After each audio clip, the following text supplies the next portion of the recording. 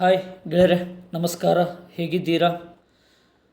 ನಾನು ಇವತ್ತಿನ ಈ ವಿಡಿಯೋ ಮೂಲಕ ಹಿಸ್ಟ್ರಿ ಆಫ್ ಇನೋವೇಷನ್ ಅಥವಾ ಇತಿಹಾಸದ ಅನ್ವೇಷಣೆಗಳ ಬಗ್ಗೆ ನಿಮಗೆ ತಿಳಿಸಲು ಈ ವಿಡಿಯೋ ಸಂಚಿಕೆಗಳನ್ನು ಮಾಡುತ್ತಿರುವೆ. ಈ ವಿಡಿಯೋನ ಪೂರ್ತಿಯಾಗಿ ನೋಡಿ ಮತ್ತು ಇಷ್ಟವಾದರೆ ಲೈಕ್ ಮಾಡಿ, ಶೇರ್ ಮಾಡಿ ಮತ್ತು ನಿಮ್ಮ ಪ್ರೋತ್ಸಾಹದ ನೆನಪಿಗಾಗಿ ಸಬ್ಸ್ಕ್ರೈಬ್ ಬಟನ್ ಪ್ರೆಸ್ ಮಾಡುವ ಮೂಲಕ ನಮ್ಮ ಈ ಪ್ರಯತ್ನಕ್ಕೆ ನಿಮ್ಮ ಕೊಡುಗೆ ಕೊಡಿ. ಹಾಗೆ ನನ್ನ ಮುಂದಿನ ವಿಡಿಯೋ ನೋಟಿಫಿಕೇಷನ್ಗಾಗಿ ಬೆಲ್ ಬಟನ್ ಪ್ರೆಸ್ ಮಾಡಿ. ಬನ್ನಿ, ನಾವು ಇತಿಹಾಸದ ಬಗ್ಗೆ, ಅದ್ಭುತವಾದ ಅನ್ವೇಷಣೆಗಳ ಬಗ್ಗೆ ತಿಳಿಯೋಣ. ಇದಕ್ಕೂ ಮೊದಲು ನಾವು ಇತಿಹಾಸವೆಂದರೆ ಏನು ಎಂಬುದರ ಬಗ್ಗೆ ತಿಳಿಯೋಣ. ನಮ್ಮೆಲ್ಲರಿಗೂ ಗೊತ್ತಿರುವಂತೆ ಮುಗಿದು ಹೋದ ಕಾಲದಲ್ಲಿ ನಡೆದು ಹೋದ ಕಾರ್ಯಗಳನ್ನು ಇವತ್ತು ತಿಳಿಯುವುದು ಅಥವಾ ನೆನಪಿಸಿಕೊಳ್ಳುವುದನ್ನು ಇತಿಹಾಸ ಅಂತ ಕರೆಯುತ್ತಾರೆ. ಬನ್ನಿ, ಹಾಗಾದರೆ ಇವತ್ತಿನ ಈ ಸಂಚಿಕೆಯಲ್ಲಿ ಇತಿಹಾಸದ ಅದ್ಭುತ ಅನ್ವೇಷಣೆಯಾದ ಫೈರ್ಬಾಕ್ಸ್ ಅಥವಾ ಪಟಾಕಿಗಳ ಬಗ್ಗೆ ತಿಳಿಯೋಣ.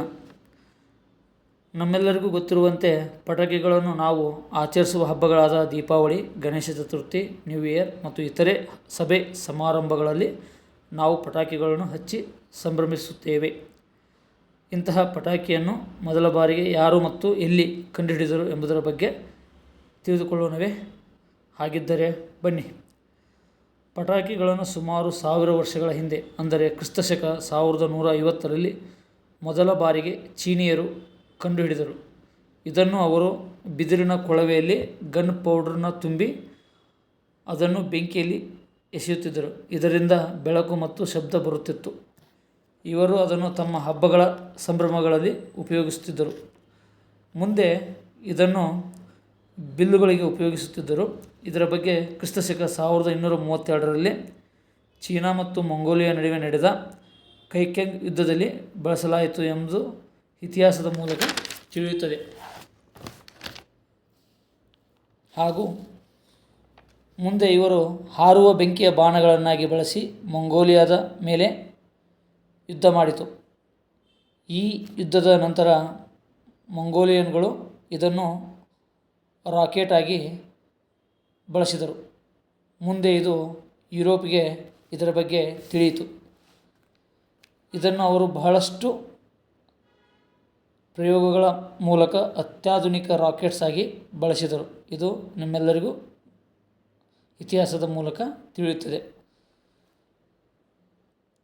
ಮೊದಲು ಸುಮಾರು 700 ವರ್ಷಗಳ ಕಾಲ ಈ ಪಟಾಕಿಗಳು ಬರೀ ಹಳದಿ ಕಲರಲ್ಲಿ ಮಾತ್ರ ಇತ್ತು. ಇದನ್ನು ಕ್ರಿಸ್ತಶಕ 1850ರಲ್ಲಿ ಫ್ರೆಂಚ್ ಕೆಮಿಸ್ಟಿಯನ್ ಕ್ಲಾಡೆ ಬ್ರಿಥೋಲೆಟ್ ಇದನ್ನು ಬೇರೆ ಬಣ್ಣಗಳಲ್ಲಿ ಡೆವಲಪ್ಮೆಂಟ್ ಮಾಡಿದನು. ಈ ಮಾಹಿತಿ ನಿಮಗೆ ಇಷ್ಟವಾಗಿದೆ ಎಂದು ಭಾವಿಸುತ್ತೇನೆ. ಮುಂದಿನ ಸಂಚಿಕೆಯಲ್ಲಿ ಈಗ ನಾವು ಉಪಯೋಗಿಸುತ್ತಿರುವ ವೆರ್ನಿಯರ್ ಸ್ಕೇಲ್ ಮತ್ತು ಸ್ಕ್ರೂ ಮೈಕ್ರೋಮೀಟರ್ ಬಗ್ಗೆ ತಿಳಿಯೋಣ. ಈ ವಿಡಿಯೋ ಇಷ್ಟವಾಗಿದ್ದರೆ ಶೇರ್ ಮಾಡಿ, ಲೈಕ್ ಮಾಡಿ ಮತ್ತು ಸಬ್ಸ್ಕ್ರೈಬ್ ಮಾಡಿ.